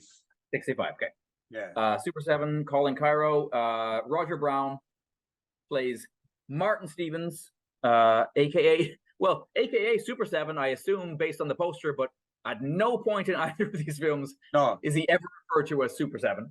SUPERSEVEN as well does sound like one of those things you used to be able to buy like a Watney's, like a party in a can, like seven pints in a can or something. Or in Canada, possibly like a scratch and win lottery card. Right. In any case, yeah. Both of which more fun than SUPERSEVEN. Yeah, if you can stretch out the scratching of a lottery ticket to an hour and a half, you will have more enjoyment than you will get from SUPERSEVEN Siama CAIRO. Okay. So we begin. It seems on a novel by Humphrey Humbert. Yes, because he was a novelist as well, right? So yeah, before and after being a filmmaker, apparently. Right. And basically, once he stopped making films, apparently he had quite a lengthy career. Apparently he did a bunch of like mystery novels based in like 1930s and 40s, like Cinecittà, like milieu, which is vaguely interesting as a concept. I mean, you probably might need to know more about old Italian cinema, but anyway. Right. He was a man of many talents, was Humphrey H. Humbert. But directing spy movies, perhaps not one of them. Not his forte. So we get establishing footage of, although to be honest, again, like, what are the good Euro spy films? I fear that, like, even if I was to go through the 10 or whatever that each of these authors lists at the back as being their quintessential, am I going to like any of them? I feel as if I've enjoyed some. Again, I don't know how many of them were good. Like, I seem to remember Danger, Death Ray being sort of fun. But yeah, I am struggling to think of non-Bond, good non-Bond. Right. I mean, if you don't count like the Michael Caine, Palmer ones, or I think it was a slightly different thing. No, I'm thinking about the Italian ones. But the thing is, I have always meant and haven't yet seen the couple of Sergio Solima ones, just because I do like his spaghetti westerns and his crime films quite a bit. And so maybe they have a bit more edge, a bit more of the. Are they in any of the top 10s in the Eurospy Guide? I didn't notice. Yeah, I'm not sure. Okay. But anyway, so we get the we're back to the Houses of Parliament sauce. bottle, and then we get we know we're in Bond adjacent territory right away, because we get to like, they're in Waterloo Museum, where underneath there's apparently a bunch of dudes doing judo and women, and Q is doing some sort of gadgety shit. But you don't actually don't see much of it, and they don't make a big deal out of the Waterloo Museum being like a front or anything. Or and then you're out again. Hand waved away. Yeah. It's a shame. That bit I was like, oh, this shows a bit of promise. Like, it's not what you want. You were saying about the Goldfinger cartoonish thing. And the thing is, if you're not going to make Tinker Tailor Soldier Spy or something, then you want to crank up the cartoonish. You want more gadgets. Yeah. You want more outlandish action. Well, I mean, that's what the actual Bond films have done. Right? Is just, and for some reason, these films seem to think, no, you don't need any of that. You just need some smarmy twat with a gun. Yeah. And a lot of like travelogue footage of. It's startling how little happens. And again, there's like for instance, one of the villains in this film, there's like a briefly alluded to. You see a photograph, and it's like, oh, so he's a Nazi villain. Yes, Nazi. I thought that'll be nothing with that. Go down. No, it doesn't go anywhere. It doesn't go anywhere. Although, I do think actually he's one of the better things in the film. Like Massimo Serrato plays Alex, and he has the face for it, you know. But they don't use him. That's the thing, though. They don't use him. They don't use him. If you've got a Nazi, use it. That's what I say. Agreed. Yeah. So again, what's the MacGuffin in this one? This is this one makes no sense. There's a super radioactive material, but that doesn't cause cancer. And it's what's the use of this? Like, there's no explanation of why it's important or why. But anyway, well, it's 10 times stronger than uranium, and you can transport it. Right, because it's not going to poison it. To which our hero then says something that doesn't make any sense at all. So what you're saying is what did you say? It's latently radioactive or something. Like, yes, yeah. What are you talking about? That's not what he said at all. This has no bearing on. You're a crap spy, and you're an even worse chemist. Now, Roger Brown.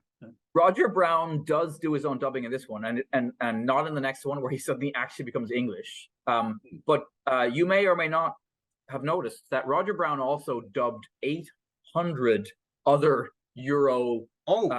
Mostly Italian films, right? And so his voice is, for example, if you've ever heard the English voice of Terence Hill, you're Roger Brown. Okay. So apparently, so obviously best not seen, third and not seen. He's, as I said, it took me a moment. It was one of those moments where like the first time I ever saw Mark Forrest, funnily enough, in an actual English, like in an episode of Star Trek, and I was like, that's Maurizio Merli's voice. Why is it coming out of a muscle man? And then realized later on, oh shit, Mark Forrest was a Peplum star who then later on did like tons of dubbing. So Roger Brown apparently did far more dubbing than he actually did acting. Right. So anyway, but you do, if you're listening for it, that maybe it's one of the reasons why I knew that going into it, because I'd read an interview with him that I quite enjoyed, and going into that, where did you read that? I'll bring it up right now. Sorry, give me a second. It was on Cool Ass Cinema, An American Gladiator in Rome, an interview with Roger Brown.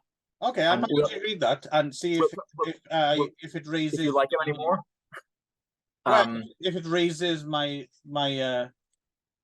raises Roger Brown in my style. I'm sure I can't get much lower. So I'll read quite a nice quote from it when we get to the next film. Okay.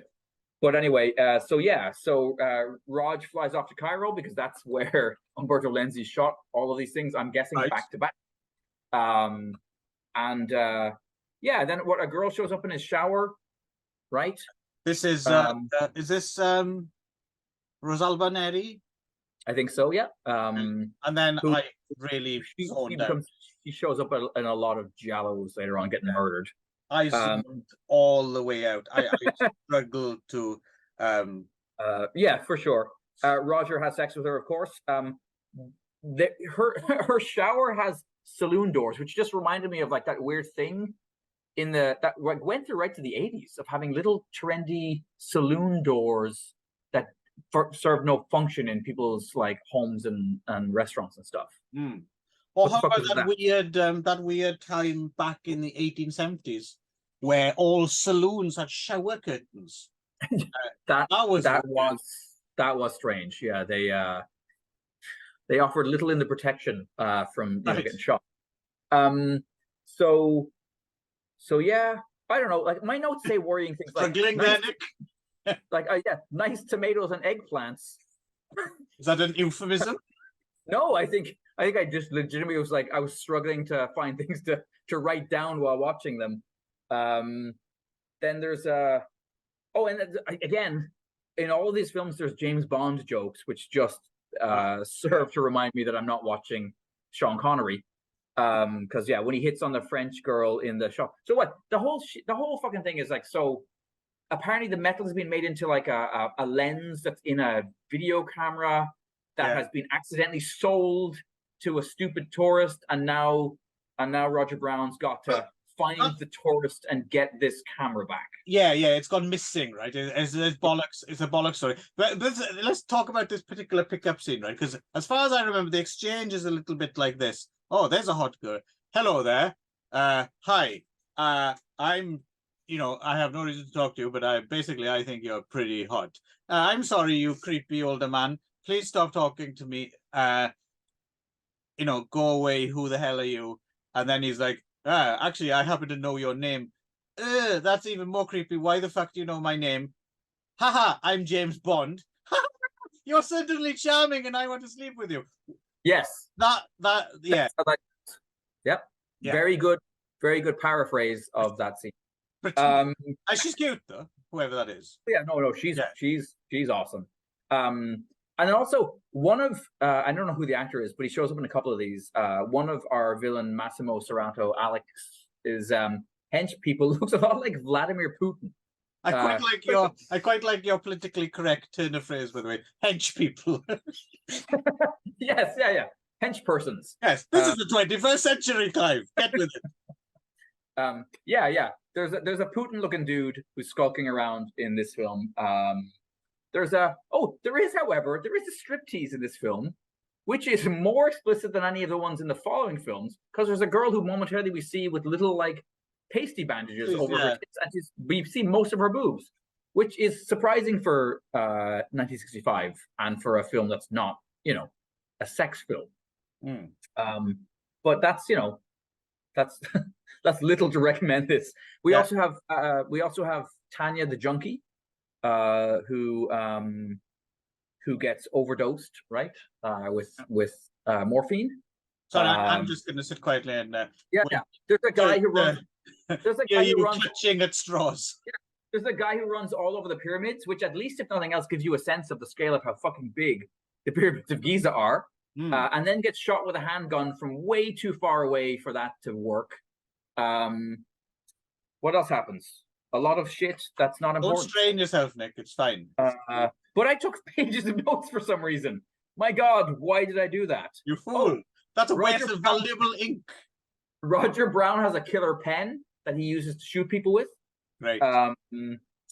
Because he does that in the pre-credit sequence where he's a total douchebag and shoots some girl in his bedroom he just slept with. Well, she was going to shoot him, to be fair. That's true. Fair enough. Before you go calling him a douchebag, and it takes a lot for me to stand up and back up Roger Brown, but in this case, he was well within his rights. He has an electric razor that's also in one of the lamest gadgets of all, just a radio that he can use to contact people with. Yeah.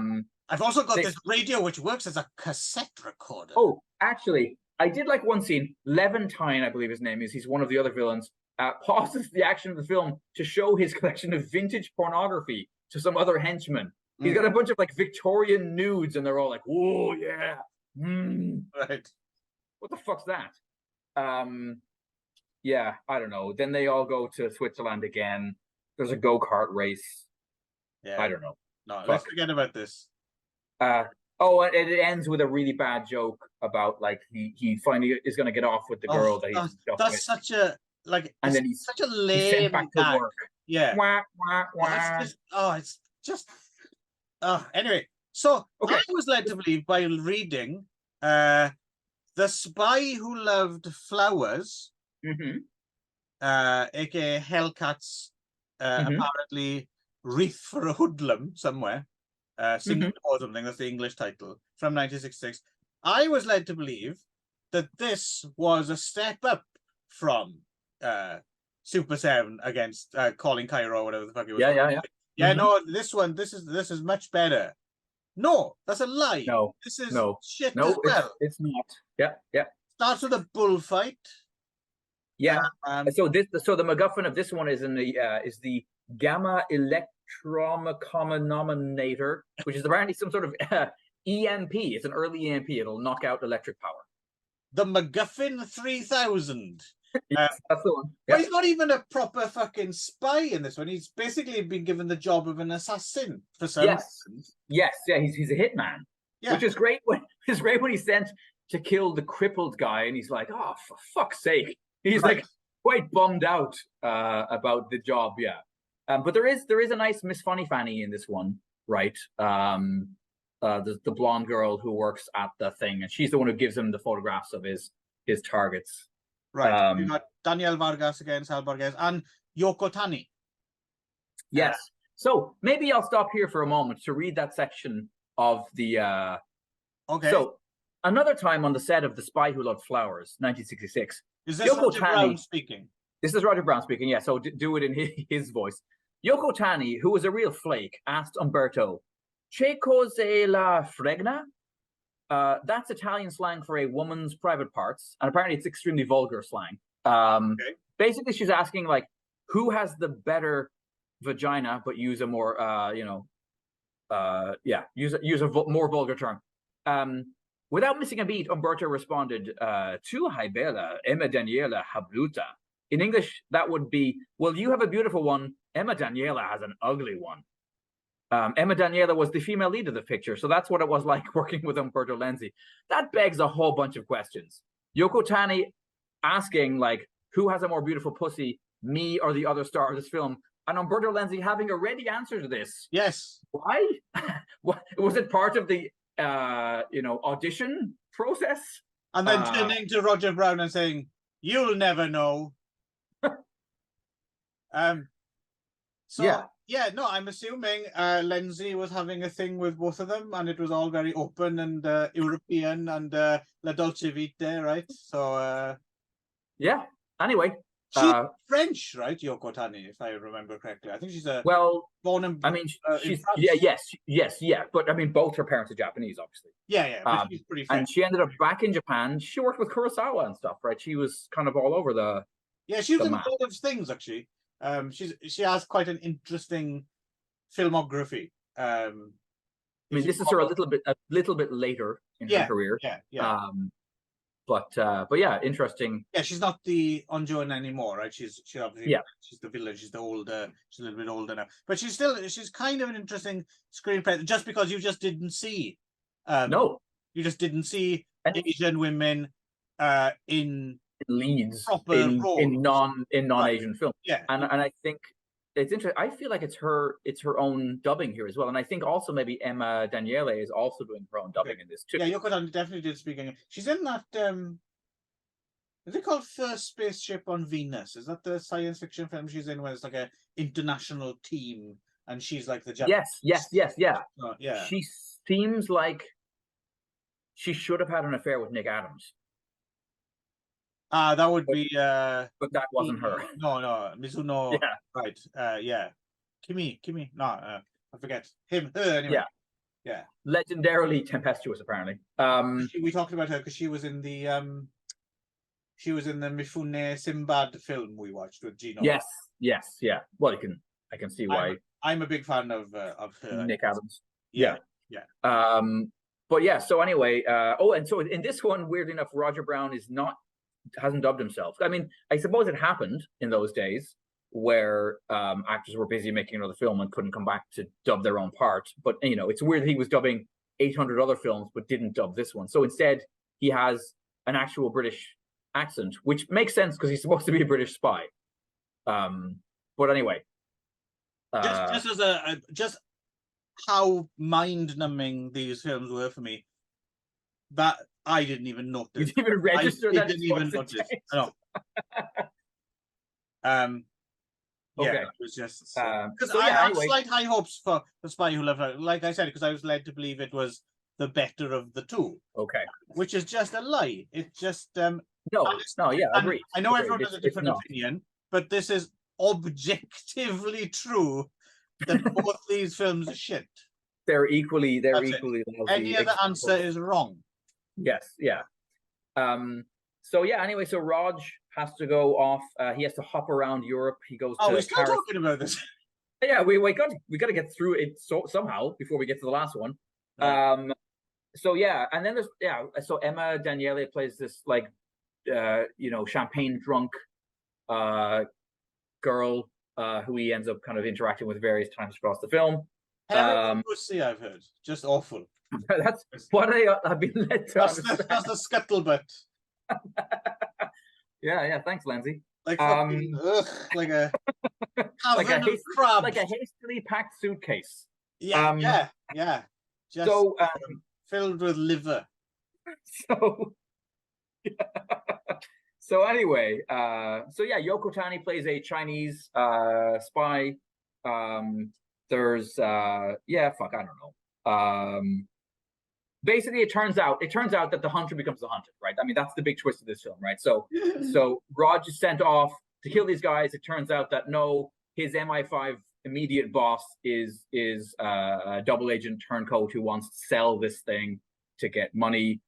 He ends up betraying... from the first fucking scene he's in, because he's so obsequious, right? He's like, "Oh, Agent SUPERSEVEN, I love you so much." Well, okay, but that's actually not the boss. That's his buddy Dick, who is definitely. But he's the giveaway that it's that he's going to be a turncoat for sure. Yeah. He's very thank you, school bully, isn't he? yes, he is. Because he's even got like a fucking blazer with like some kind of school Oxbridge badge on it. And honestly, when he was saying to Roger, that's what all I could hear was, "Thank you, school bully, for kicking me in the face." Anyway, and the whole flowers thing is like kind of a why is this movie called that? I mean, because I know that the flower shop is the bad guys hideout, but it really doesn't feature at all. I think it's because the alternative title, The Spy is not at all interesting in any way, was even worse. Wasn't going to bring people in, wasn't going to put bums in seats. So anyway, Yoko Tani ends up she gets screwed, basically, not screwed, but Super Snatch Tani. Yes, that's the one. Yeah. Who you would believe the vulva on that lady. Yeah. But anyway, so I'm going to edit just that bit out and send it to all your immediate friends. She gets betrayed by Dragon, who, as I said, turns out to be Roger's MI5 boss, because apparently the original plan was to sell it to the Chinese. She was obviously an intermediary for them. Now they're going to sell it to some Slavic nation, so she's going to get murdered. She busts Raj out of the cell by fake drugging him. There's some great Sal Borghese stunts in this, like some crazy, and actually in the previous one too, like shit where he's jumping from ridiculous heights, fucking falling on his neck, and it's really him. Every time I'm like, is that? Oh yeah, that's him. It's such a shame because you can imagine if you was watching the rushes, you'd be like, why did I fucking bother? Like, what a waste of good, stunt work, right? Yeah. I don't even remember how this one ends. There's a cigar flick knife. That's our big thing. How does this even end? I don't know. You're asking the wrong fella. Oh yeah, Yoko blows up the dragon's car after she gets killed on a cliff top gun battle, but she's already sabotaged the MI5 guys. Turncoat guy's car. He overheard him besmirching her vagina. Yes. So he blew him up. Yeah. The end. Is there a comedy for that? Yeah, no, there isn't a comedy ending to that one. There is one to the next one, but the next one I don't hate. This one's a bit better. I think I part would of the actually reason, quite a bit better. Quite a bit better. yeah, and I think part of the reason is that this one has a little bit more of the ding diddling ding ding ding ding ding diddling ding. There's the soundtrack is getting to that Francesco De Masi wet bassy sound that I'm like, oh, this feels more Euro trashy to me. Well, it's and also slightly grittier in tone. Yes, and we don't know it's a spy movie until the last 5 minutes, which helps. in a way helps. Yeah, I think so. Because it doesn't play like, it plays more like, well, to begin with, I thought it was playing a bit more like Temple of a Thousand Lights, like a exiled Crim tricked into doing something, right? Yeah. But yeah, so this is Roger Brown again. Not too bad in it, because he's not playing smarmy proto Roger Moore. Yes.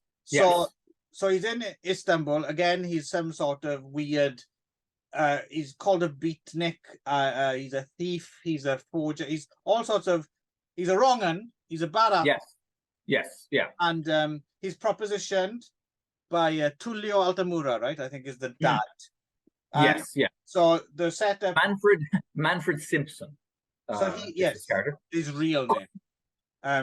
So his son, who is also some sort of nuclear physicist, scientific genius with some formula that everyone's after, and was also had a problem with those drugs. Yes, he's a junkie. Drugs. Has been kidnapped by some wrong thugs. Yep. And so Roger Brown is hired, obviously, because he's an untrustworthy criminal. So yeah. With style and flair, he leaves an ace of diamonds wherever he goes and fucks shit up. Right. So So he's hired to find the son and go undercover with all these druggy people. Doesn't take him too long to figure out that the son's been murdered. And I quite like that scene where they cut to like the pyramids of Giza to some sort of like graveyard out there. Yeah, we're there again. Yeah. Cool looking Egyptian graves. And then they're just like shoving sand onto this poor fucker who's lying there in the, and you're like, oh, okay, all right. So you can't help it. That's not that grave's not going to last long. No, and it doesn't. Not this thing called wind. Look upon my works, ye mighty, and despair. Right. And then, well, I don't mind doing spoilers because eventually. Yeah, no, for sure. But spoiler: Ello Pazzafini is in this. Yeah. Also, Wilbur Bradley. Red Carter, I think you mean. Yes. Red Carter, yeah. And Wilbur Bradley is back. Actually, this has got a great rogues gallery. Like they're all in this one. Sal Borges is back again. As Mark Trevor, yeah. Dakar is back too. Like they're all like all of his great faces from all the films we watched up until now are in one pack of scumbags. And Erika Blanc, right? Yes. So the twist is it turns out that the father's just been after this formula all along, right? As they do point out quite enjoyably in the Eurospy guide, there's a great scene where the dad shows up and is like, I'm ready for it, like lay it on me, like I can handle it. And then Reg is like, your son's dead, and he immediately faints. I don't think he even says his son's dead. He just you better prepare yourself. Your son. Yeah, and then of course it turns out that must be faked anyway, since he's engineered his own son's murder clearly, along with his wife or his new wife, right? So at what point? Because does it? Correct me if I'm wrong, but doesn't reveal itself, which I quite appreciate, and I might be wrong about this, so I might not appreciate it after all. But if I'm remembering it correctly, it doesn't reveal itself that Roger Brown is a spy. No, not till like the last 4 minutes. Until after he throws an exploding apple at some people. Yes. So that's quite good because there's a real what the fuckness to that. Yes, I You're agree. wondering, what is this exploding apple now? Like, Yep. Yeah, and yeah, then no, it you're turns out so that's quite interesting. Not exploding apple, but like the pin is like just the bit of the apple that like the stem. He bites it out. Yeah. That's a great scene. It's just a piece of fruit you really don't want to have lying around. Like, no, that's gone off for sure. Right. That's fermented. Yeah, quite near the beginning, I did enjoy the fat guys in a sauna scene, where for some reason Raj feels the need to massage one of those fat guys to get information out of him. Don't bring your fetishes onto this Oh, pure sorry, podcast. sorry, Clive. Like that kind of thing. Yeah. No, I said like this is quite. It's quite hard edged in some ways. It is. It's definitely grittier. It's definitely grittier. Yeah. Again, we don't want to oversell it. I mean, no, it's not really very. It's not 1976 gritty, but it's 1965 gritty. Yeah, and it's not really that good, but it's just, yeah, it's after, you know, without darkness. It's Lindsay Stockholm syndrome. Yeah, after you've sat through 2 fucking what SUPERSEVEN 7-barrel whatever the fuck films. This is, you know, not a breath of fresh air, a slightly less stagnant breath from a corpse's lungs. Would that be fair to say? Yeah, that seems like a pretty good metaphor. So like a Knights Templar's breath. Trying to think if there's anything else I want to say about this. Oh yeah, well, just that actually I did quite like you know, Wilbur Bradley is back in this again, and he gets quite a nice scene where he's told, you know, Roger sends him a message, I'm going to kill you at midnight, and then we get lots of close-ups of him sweating it out and being really worried about this, and then the whole changing the clock, you know, malarkey, and close-ups, and the soundtrack goes all into like weird, like quite high-pitched noises and things every now and then. Quite unsettling. Agreed. Yeah, again, this is only like for like a minute or 2 at a time, but it's just so much more engaging than the crap we've been watching 2 films before this, right? It's just there's at least a little something. Like I didn't feel the need to, like I actually stayed with this one. Like you know, I actually engaged with it. It wasn't great, but like you said, it is very much the Stockholm syndrome, right? I was like it's that bit that Eddie Murphy used to do about like how you get trapped because you haven't had sex for so long, and then, you know, it's like you're starving in the desert and someone offers you a Ritz or like a saltine, and you're like, you know, holy shit, that a Ritz cracker, you know. Yes, very much so. Is that Yoko Tani's pussy? See, there you go, bringing the tone down again, Nick, as you do. Is that possible in an Umberto Lenzi podcast to bring the tone down? Well, yeah, obviously, because there's Last Man to Kill, but then there's always the, you know, drop off down to SUPERSEVEN, right? So you can always go lower. You can always go lower. There's always a new basement to hit. It's like a H.P. Lovecraft story. There's always an even more antediluvian, you know, chamber beneath. We may find the long lost, you know, 3rd SUPERSEVEN cheap knockoff by Miles Dean or something. That you know. Yes. Next year's summer project. The filmographies of Bruno Mattei and Miles Dean. You leave Bruno out of this. Bruno's a decent man. But you know, actually something I meant to say last episode, and I do think it's worth considering. Like, as I said, I probably mentioned before that, you know, I do feel that Lenzi gets a hard time. You know, I think that when his name is brought up, he has by us thus far.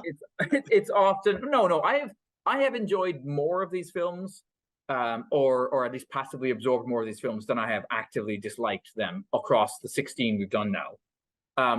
But bear in mind, you're forgetting that you're wrong. Oh, that's true. I am wrong. Yes. Right.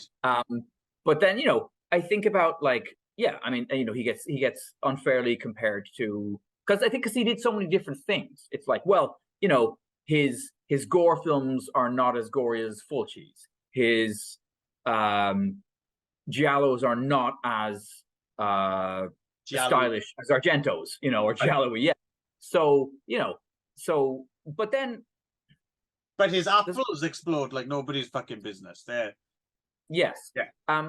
But again, I firmly believe that he should be judged by his Polizio films. I think that's his contribution to world cinema. Yeah, well, we'll get there, Nick. But I also think that, you know, you read these reviews online, you read these reviews in books, you know, people making fun of Lenzi, and I think, you know, you non-producing fucking carbon blobs. Show me your 68 films. Show me your scenes of hundreds of extras or at least, you know, 25 of them rushing a fort in Bengal. Show me your you know, pirate films. No, you can't, because you've never made a fucking film. No, I understand this, but this is the eternal. You can always say this, right? That's the thing. Well, yeah, and you can. Yeah, no, absolutely. But that's not much use to someone in a, you know, if we had video shops anymore. Everything's democratized on the shelf, right? Doesn't matter how much anything costs or how little it costs. Which I quite like. Actually. No, but I liked it back in the 80s and the 90s. No, but that's good. But that's what I mean. But you have to be honest. You have to be honest about the entertainment value. I agree with you. You're quite right. But that's always that's whether you've made even the shittiest film. To have made any film, to have made a short film, to have made a feature film, to have made a film is hard work, well done. However, if it's shit, it's shit, right? So let's not go down that, because then everything's awesome, right? And then we're like you saying that maybe everything is, Clive. Yes, you're like maybe everything is, right? You're like that. It's brilliant. but to temper that, though, I will from the beginning. I have said, you know, kudos that he's from the go, not even like over the course of the 16 films thus far. From the get go, he knows what he's doing. Umberto Lenzi knows what he's doing. He knows how to put together a film. I've never held that against him. There's nothing overly shoddy in any. The greatest crime, the worst of his films have been so far, have to be boring. Yes. Which is the greatest crime, really, in cinema. I suppose. Not badly made, or I'm not having to go at him as a craftsman or anything like that. It's fine. But anyway, the adventure will continue with another 8, right? It shall. I'll put this out there as a last thing. I wonder who the real cannibals are. I do. No, I wonder sometimes, you know, film criticism has a bad habit of falling into this auteur business, right? Of viewing the director as the final say in whether a film is good or bad, right? And I think that's bullshit, right? A film is obviously a sum of its many parts. And I wonder sometimes, like, you know, you look at a filmmaker like Fulci and you take Dardano Sacchetti out of the equation and suddenly his films are not very good, right? You do have to. I mean, but there is still it's still the captain of the ship thing, though, right? Right. And I understand people are put together. It's not all the director's choice and all that. But I think I understand what you're saying. But I'm just gonna say when we get to the Umberto Lenzi films that I really like, I think you're going to see Dardano Sacchetti and Ernesto Gastaldi's names attached to the scripts. Right.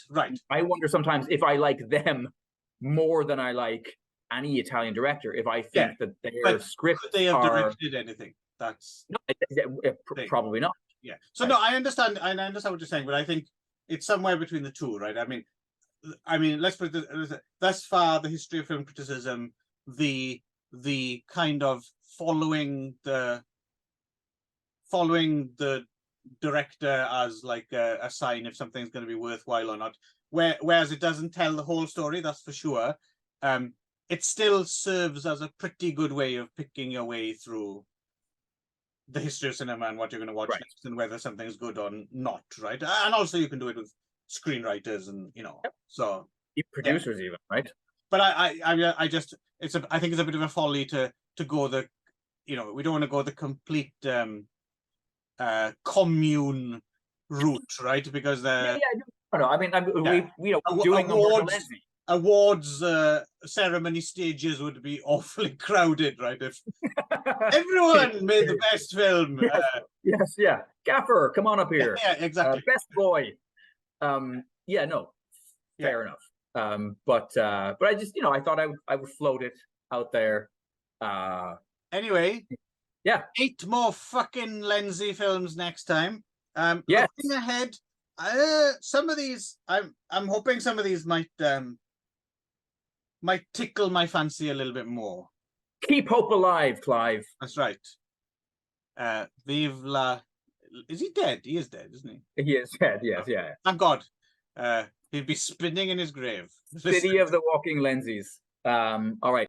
The triumphant Machiste and Satana prepare sermons for the criminal syndicate in the jungle hell of an Iguana'S Bumhole.